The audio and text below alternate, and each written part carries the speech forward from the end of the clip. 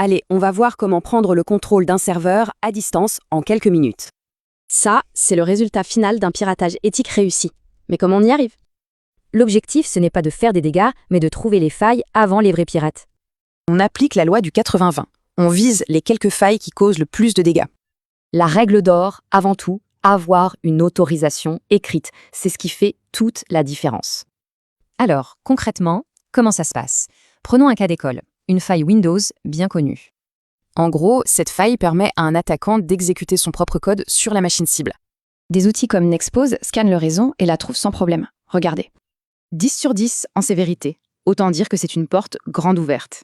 Pour l'exploiter, l'arme de choix, c'est Metasploit, un outil extrêmement puissant. C'est un véritable couteau suisse pour lancer des attaques complexes, mais de façon très simple. L'attaque se fait en 3 temps. On importe les données du scan, on choisit sa cible et on lance l'exploit. Metasploit Pro rend ça encore plus simple. L'attaque se résume à quelques clics. Et là, c'est le moment clé. Une ligne de commande à distance s'ouvre. Le serveur est piraté.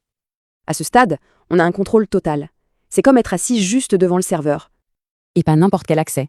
On obtient directement les droits d'administrateur, le niveau maximum. Pour le prouver, on peut créer un nouvel utilisateur en 1 seconde. Une porte dérobée en somme. Une fois dedans, tout va très vite, on crée un accès, on trouve les données, on les exfiltre. Le risque, c'est la prise de contrôle total. La solution, elle est simple, installer les patchs manquants. Mais les patchs seuls ne suffisent pas. Il faut scanner, durcir les systèmes et surtout sensibiliser. Cette démo le montre bien. La vraie question, c'est quelles failles se cachent sur nos propres réseaux?